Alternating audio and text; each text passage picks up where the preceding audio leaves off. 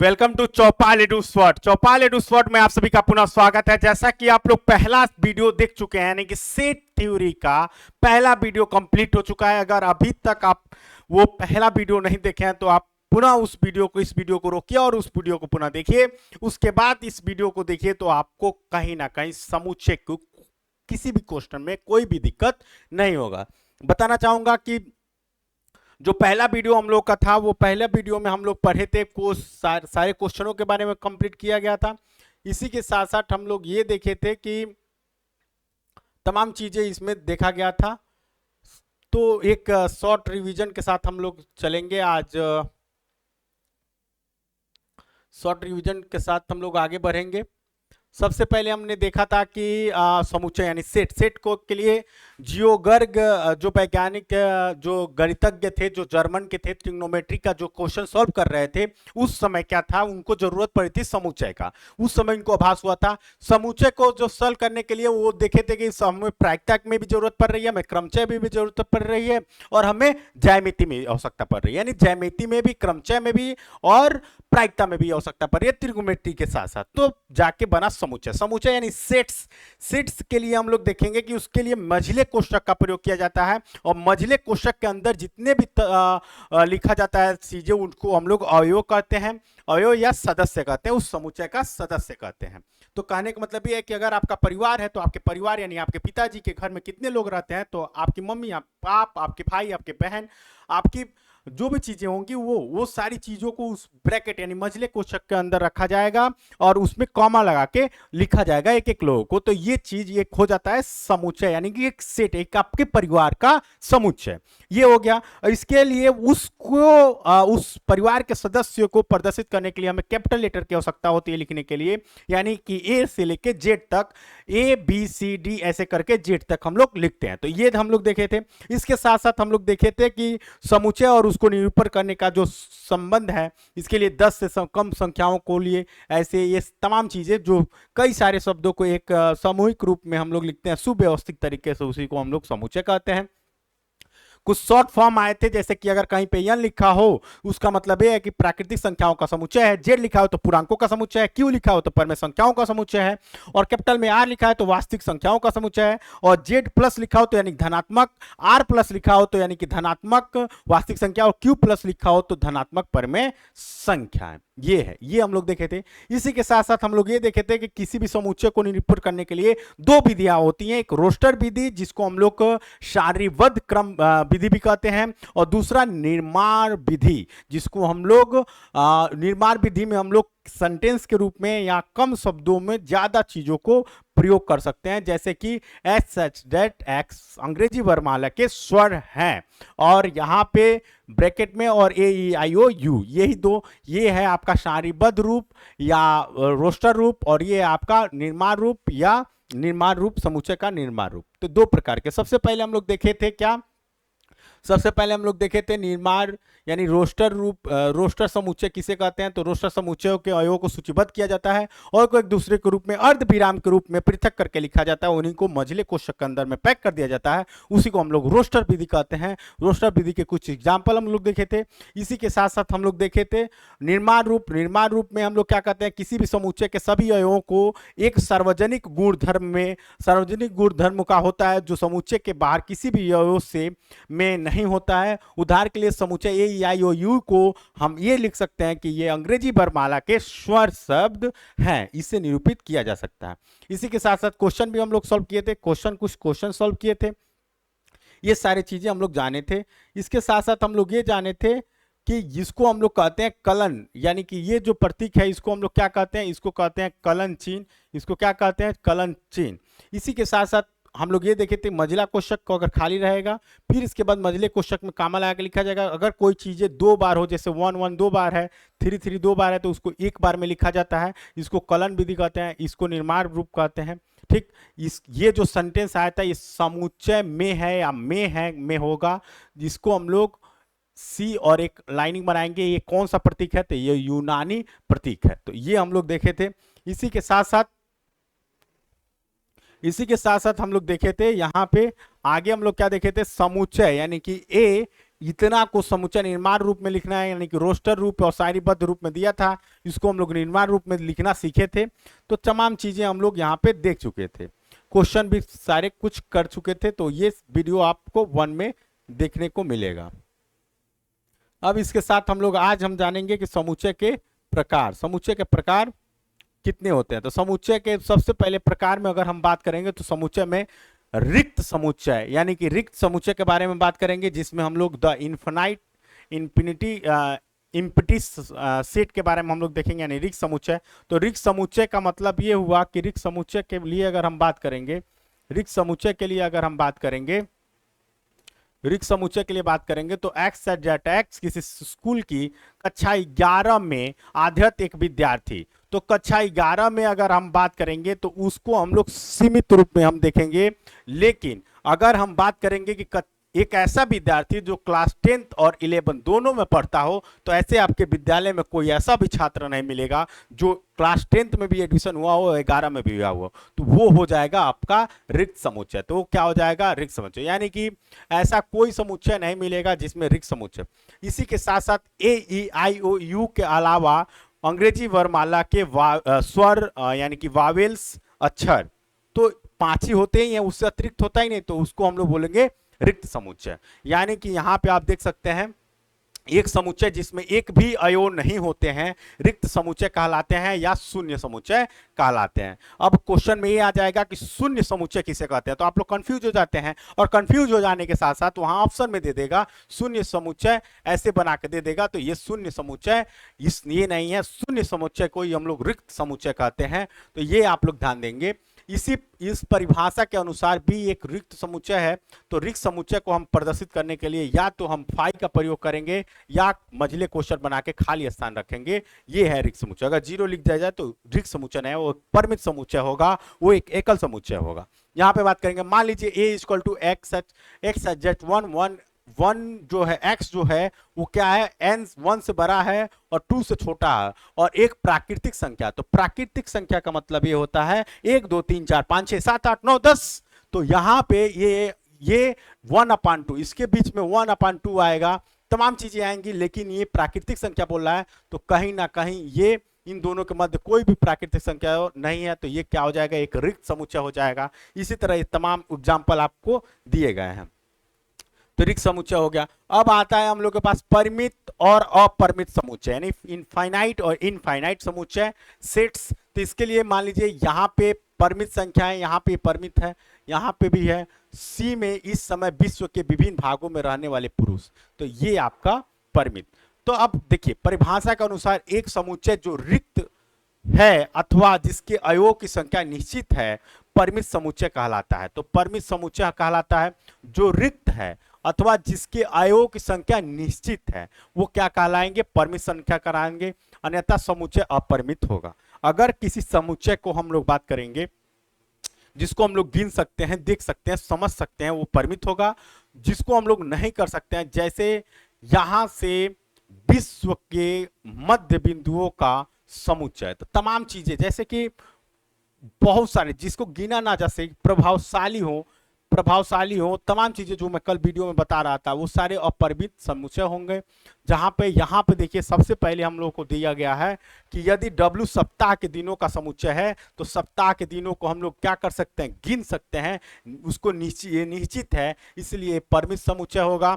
इसी तरह मान लीजिए एस समीकरण, यानी कि x square minus 16 equal to 0, यानी कि x square equal to 16, x equal to इस पे 16 करेंगे तो x इक्वल टू यहाँ पे आएगा प्लस माइनस के 4, यानी कि एक -4 होगा, एक +4 होगा, तो एक निश्चित है, यानी कि s जो है वो परिमित समुच्चय होगा। क्या होगा, परिमित समुच्चय, क्योंकि हमारे पास 2 अवयव होंगे।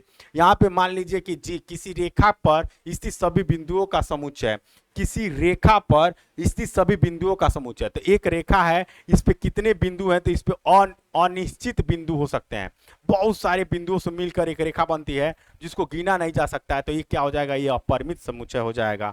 तो इसी तरह हम लोग परिमित और परिमित के बारे में समझे। अब हम लोग के पास क्वेश्चन है, बताइए कि किस निम्नलिखित समुच्चय में कौन परिमित और कौन अपरिमित है। तो यहां पे देखेंगे सबसे पहला question, x set jet x, x जो है एन के समुच्चय में है और वो क्या है, तो एक्स इक्वल टू, यहां पे इसको अगर सॉल्व करेंगे तो एक्स माइनस वन एक ब्रैकेट में, दूसरे ब्रैकेट में x minus two equal to zero, तो एक बार x इक्वल टू वन आएगा, एक बार x इक्वल टू टू आएगा, तो यानी कि हमारे ब्रैकेट में वन और टू आएगा, तो ये क्या हो जाएगा, तो ये हमारे लिए क्या हो जाएगा, परिमित, परिमित समुच्चय हो जाएगा, ये क्या हो जाएगा, परिमित।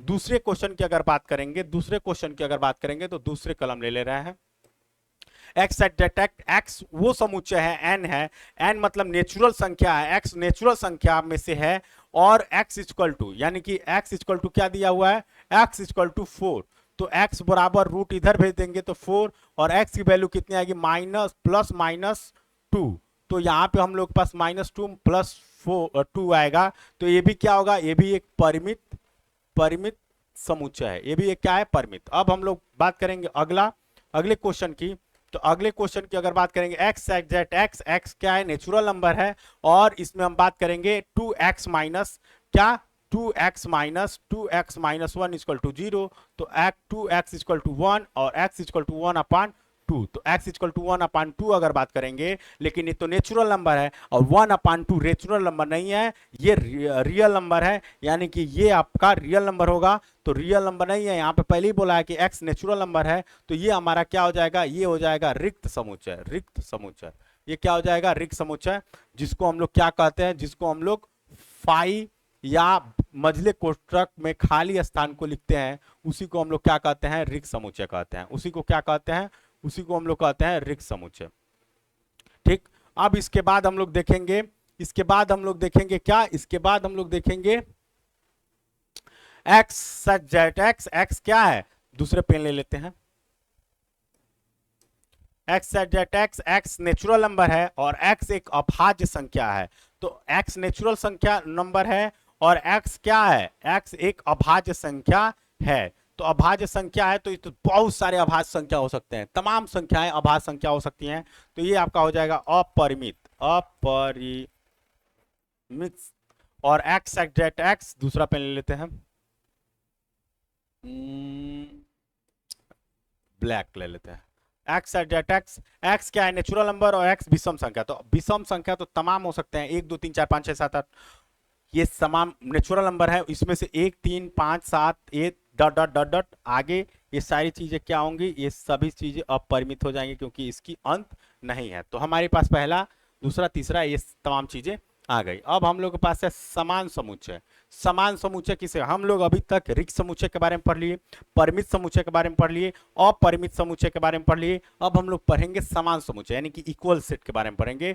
दिए गए दो समुच्चय ए बी में यदि एक प्रत्येक अवयव, ए का प्रत्येक अवयव बी के प्रत्येक अवयव से बी के भी अवयव के साथ अगर प्रत्येक अवयव मिलते हैं तो वो ए और बी समान कहलाते हैं, अन्यथा असमान समुच्चय कहलाएंगे।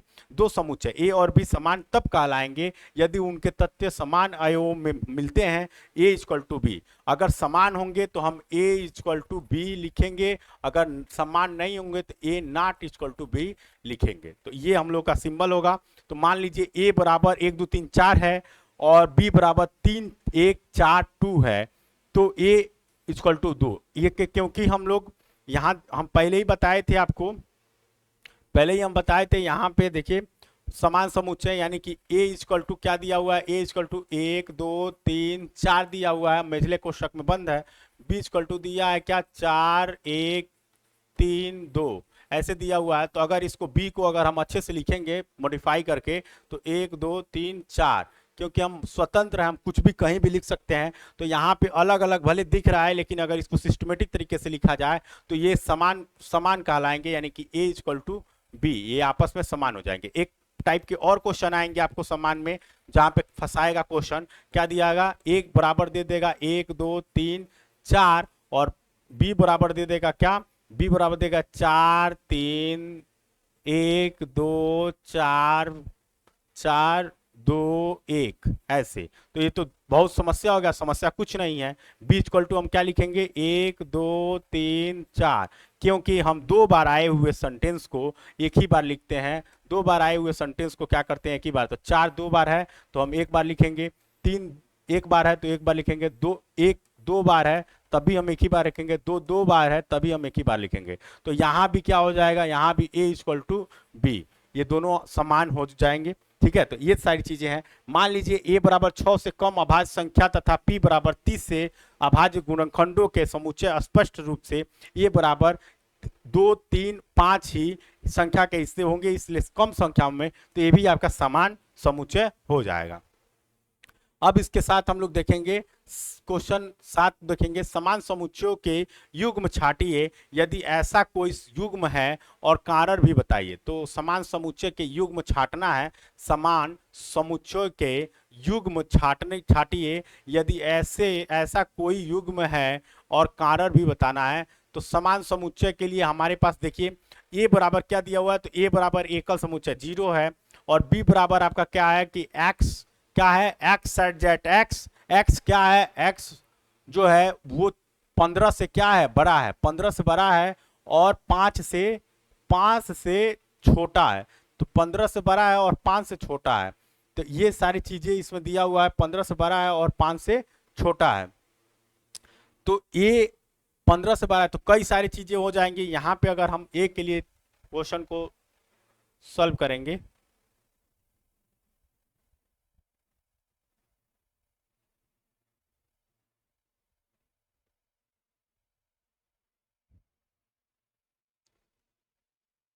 यहाँ पे a इक्वल टू देखेंगे तो a इक्वल टू 0 है, और यहाँ b को देखेंगे, अगर b इक्वल टू निकालेंगे तो b इक्वल टू क्या आएगा हमारे पास, b इक्वल टू आएगा कि x जो क्या है 15 से छोटा है, 15 से छोटा है और 5 से बड़ा है,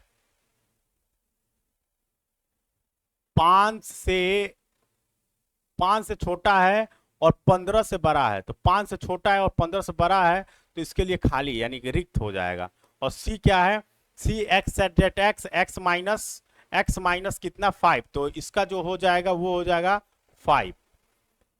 c के बाद d इक्वल टू क्या लिखेंगे, d इक्वल टू लिखेंगे हम x सेट जेट, यानी यहाँ पे हो जाएगा प्लस माइनस 5 और प्लस 5 दो हो जाएगा।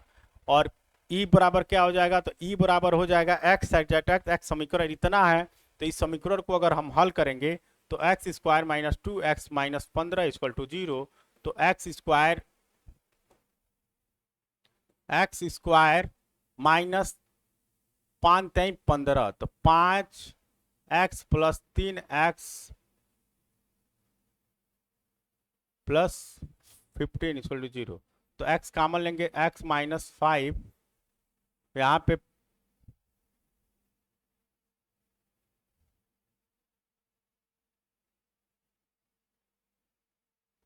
लेंगे 3 कॉमन, माइनस 3 कॉमन अगर ले लेते हैं तो x माइनस 5, यानी x इक्वल टू 5 और x इक्वल टू 3, ये दो वैल्यू आएंगी। तो यहाँ पे देखिए, यहाँ पे ये बोला है कि एक घन पूर्णांक मूल है, एक धन, तो धन आपका 5 आएगा, 5 ही आएगा, तो यहाँ पे केवल 5। तो यहाँ पे अगर देखेंगे तो यहाँ पे देखेंगे ये बोल रहा है कि ऐसे में युग्मों को क्या करना है, छांटना है। तो C और E आपका यहाँ पे क्या हो जाएगा, C और E क्या हो जाएगा, इक्वल हो जाएगा, यही एक इक्वल होगा, बाकी कोई इक्वल नहीं होगा। तो यहाँ पे A not equal to B, A not equal to C, A not equal to D, लेकिन A not equal to A, E, C और E आपस में क्या होंगे, बराबर होंगे। तो तमाम चीजें आप मैच करके लिख लीजिएगा। यहाँ देखिए आगे है कि निम्नलिखित समुच्चयों में से कौन से समान हैं और अपने उत्तर का औपचारिक उत्तर दीजिए। तो x शब्द है वो है x इक्वल टू, यानी कि पहले का हम सॉल्व कर रहे हैं, x इक्वल टू क्या दिया हुआ है, तो x इक्वल टू l, तो इसको अगर लिखेंगे तो a, l दो बार है तो एक बार लिखेंगे o और y। ठीक, अब यहाँ पे तथा b शब्द क्या दिया है, तो b शब्द दिया है लॉयल, तो लॉयल में l o y a और l दो बार लिखा है तो नहीं लिखेंगे। ये दोनों आपस में क्या हो जाएंगे, ये दोनों आपस में क्या हो जाएंगे, बराबर। क्यों, क्योंकि इसमें भी 4 एरो हैं, l इसमें भी है, l इसमें भी है, a इसमें भी है, a इसमें भी है, o इसमें भी है, o इसमें, y इसमें भी है, इसमें भी है, तो ये दोनों आपस में क्या हो जाएंगे, बराबर हो जाएंगे, दोनों आपस में क्या हो जाएंगे, बराबर हो जाएंगे। क्वेश्चन नंबर 2 अगर हम यहाँ पे बात करेंगे क्वेश्चन नंबर 2 की, तो क्वेश्चन नंबर 2 में अगर हम बात करते हैं,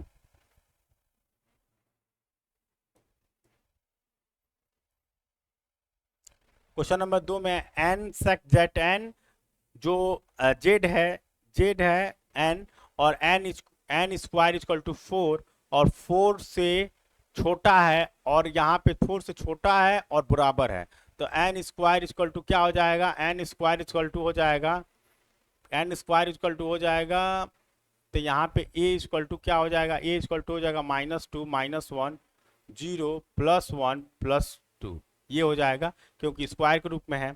उसके बाद से b इक्वल टू क्या हो जाएगा, तो b इक्वल टू हो जाएगा आपका r, इसको हम सॉल्व करेंगे तो x square -3x + 2 equal to 0, तो यहाँ हो जाएगा x square -2x -x + 2 equal to 0, x common लेंगे तो x -2 -1 कॉमन लेंगे तो x -2 इक्वल टू 0, तो x -1 और x -2 इक्वल टू 0, तो x बराबर हो जाएगा 1 और 2, x बराबर क्या हो जाएगा 1 और 2, तो यहाँ पे 1 और 2 ये हो जाएंगे। ठीक, तो यहाँ पे ये दोनों आपस में क्या होंगे, ये दोनों आपस में बराबर नहीं दिख रहे हैं, ये दोनों आपस में बराबर नहीं दिख रहे हैं, तो और समान है, तो हम इसके लिए क्या करेंगे, ये दोनों आपस में बराबर नहीं है, तो हम इसके लिए क्या करेंगे, a not equal to b। अब आगे देखेंगे लिमिट, सॉरी, यहाँ देखिए लिखा है कि निम्नलिखित में से कौन से रिक्त समुच्चय के उदाहरण है, दो से भाज्य विषम संख्याएं, दो से भाज्य जो विषम संख्याएं हैं, क्या ये आपके पास दो से भाज्य विषम संख्याएं क्या रिक्त समुच्चय, ये रिक्त समुच्चय है, रिक्त समुच्चय पूछा गया, तो दो से भाज्य विषम संख्याएं, तो नहीं ये रिक्त समुच्चय है, रिक्त समुच्चय को हम लोग फाई से दर्शाते हैं। सम अभाज्य संख्याओं का समुच्चय, तो सम अभाज्य संख्याओं का समुच्चय 2 होता है, तो ये रिक्त समुच्चय नहीं है। एक्स एट एक्स एक प्राकृतिक संख्या है जो 5 से छोटा है और साथ ही 4 से बड़ा है, 7 से बड़ा है, तो ये भी क्या हो जाएगा, रिक्त समुच्चय हो जाएगा। यहाँ देखिए एक्स एट एक्स की दो समांतर रेखाओं का उभयनिष्ठ बिंदु, तो दो समांतर रेखाओं का कभी भी उभयनिष्ठ बिंदु नहीं होगा, तो ये भी आपका क्या हो जाएगा, ये भी आपका क्या हो जाएगा, रिक्त समुच्चय। यानी पहला, तीसरा और चौथा आपका क्या होगा, रिक्त समुच्चय। दूसरे में सम अभाज्य संख्या 2 होता है, तो एकल समुच्चय है, इसलिए वो रिक्त समुच्चय नहीं होगा। दूसरा है निम्नलिखित समुच्चयों में से कौन परिमित और कौन अपरिमित है, तो वर्ष के महीनों का समुच्चय, तो ये क्या हो जाएगा, ये आपका परिमित हो जाएगा, परिमित समुच्चय होगा, क्योंकि वर्ष के महीनों को गिना जा सकता है, एक से लेके ये डॉट डॉट डॉट डॉट, तो ये आपका अपरिमित हो जाएगा, अपरिमित समुच्चय हो जाएगा।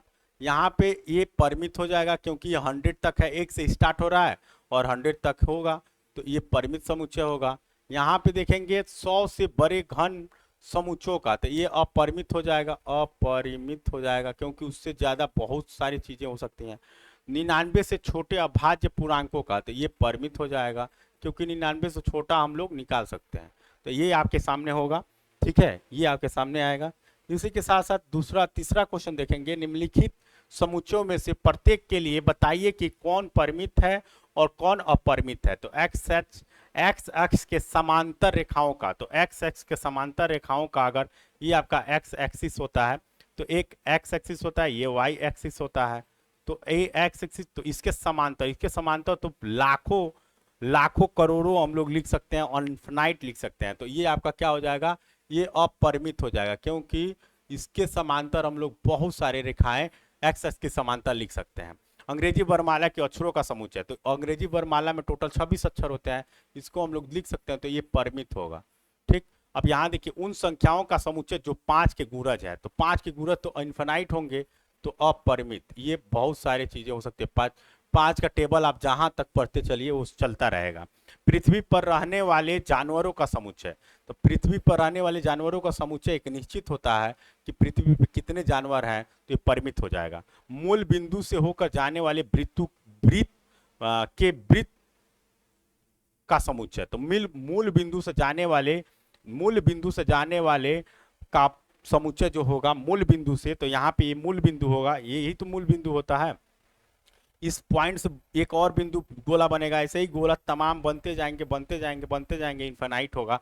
तो इसके लिए हम लोग क्या लिखेंगे, अपरिमित अपरिमित अपरिमित समुच्चय। तो इसको हम लोग अपरिमित समुच्चय के रूप में जानेंगे। इसी के साथ आगे देखेंगे क्वेश्चन नंबर 4। तो क्वेश्चन नंबर 4, निम्नलिखित में से बताइए कि ए इक्वल टू बी है अथवा नहीं है। तो ए इक्वल टू बी है अथवा नहीं। तो यहाँ देखेंगे ए बराबर ए बी सी डी, यहाँ पे डी सी ए बी, तो दोनों बराबर है, तो ये तो बराबर हो जाएंगे। यहाँ देखेंगे ए 4 4 8 12 16, तो यहाँ पे 8 8 यहाँ भी है, यहाँ भी है, 4 है 4 है 12, लेकिन 18 यहाँ है, यहाँ नहीं है, वहाँ है, तो ये नॉट इक्वल टू हो जाएगा। यहाँ देखेंगे 2 4 6 8 10, यहाँ सम धन पूर्णांकों का संख्या जो 10 से बराबर और उससे छोटा है, तो ये बराबर ये हो सकता है। दूसरा ए बराबर दिया है x at x x 10, x जो संख्या है वो 10 का एक गुणज है, तो 10 का गुणज का मतलब 10 20 30 40 ऐसे डॉट डॉट चलेगा। इसका मतलब बी का मतलब ये है कि 10 15, तो 15 आ गया, इसमें 15 नहीं है, तो यानी कि ए नॉट इक्वल टू बी, यहाँ पे ये हो जाएगा चौथे का। ठीक, अब देखिए क्या निम्नलिखित समुच्चय युग्म समान है, कारण सहित बताइए। तो यहाँ पहला क्वेश्चन दिया हुआ है, पहला हम लोग के पास दिया हुआ है कि ए इक्वल टू क्या है, ए इक्वल टू 2 और 3, और बी इक्वल टू दिया है कि एक्स, बी इक्वल टू क्या दिया है, तो बी इक्वल टू दिया है एक्स सच डेट एक्स समीकरण एक्स, तो समीकरण को हम सबसे पहले हल करेंगे, तो x square plus 5x plus 6 equal to 0, तो यहाँ पे x square plus 6x minus x plus 6 equal to 0, और x कॉमन लेंगे तो x प्लस 6, यहाँ पे -1 कॉमन लेंगे तो x माइनस 6 माइनस, तो यहाँ पे x प्लस, यहाँ पे प्लस कॉमन लेंगे तो माइनस हो जाएगा।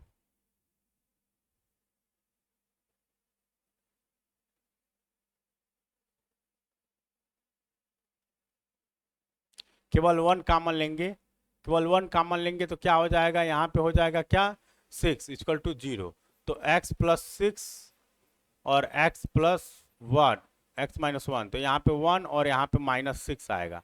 ठीक है, तो यहाँ पे 2 और 3 है, तो 2 और 3 और इसका ये, तो ये दोनों युग्म a not equal to b, क्योंकि समान नहीं हो रहा है, यहाँ पे 2 और 3 आ रहा है, और यहाँ पे नहीं, हम लोग थोड़ा सा गलती कर दिए।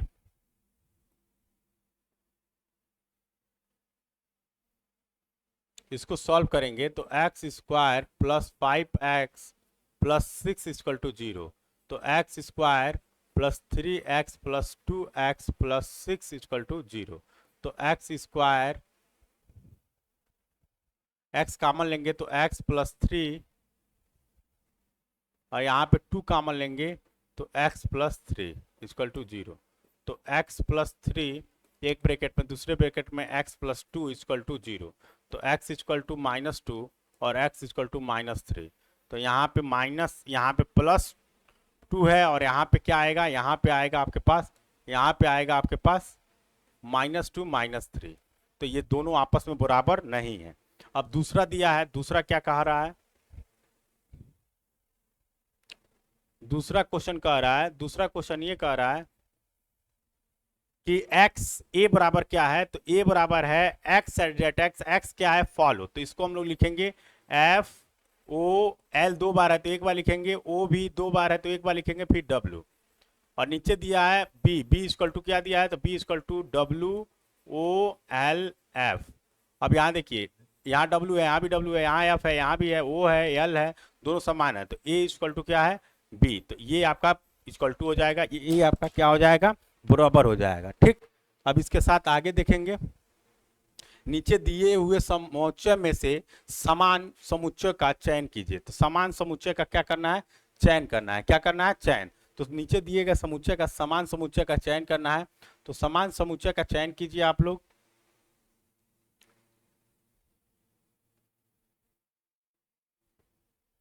क्वेश्चन नंबर 6 है,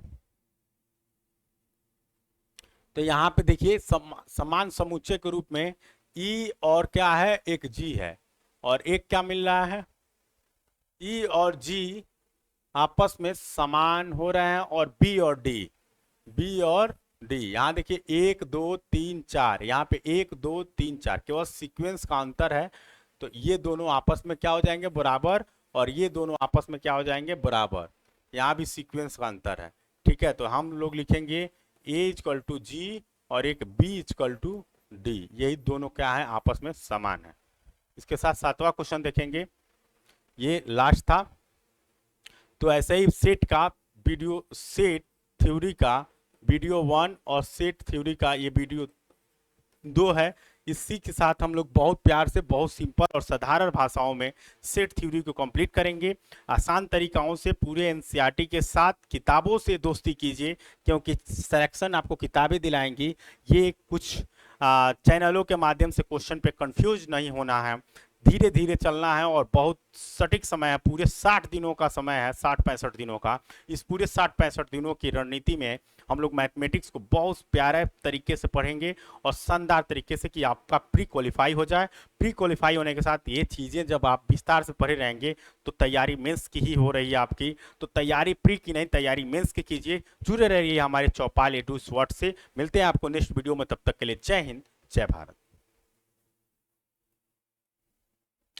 ये पीडीएफ लेने के लिए आप हमारे व्हाट्सएप पे मैसेज कर सकते हैं, जो व्हाट्सएप नीचे नंबर 9214211212, यानी कि 9214 211 212 पे आप मैसेज कर सकते हैं व्हाट्सएप, वहां से आपको पीडीएफ फ्री ऑफ कॉस्ट मिल जाएगा।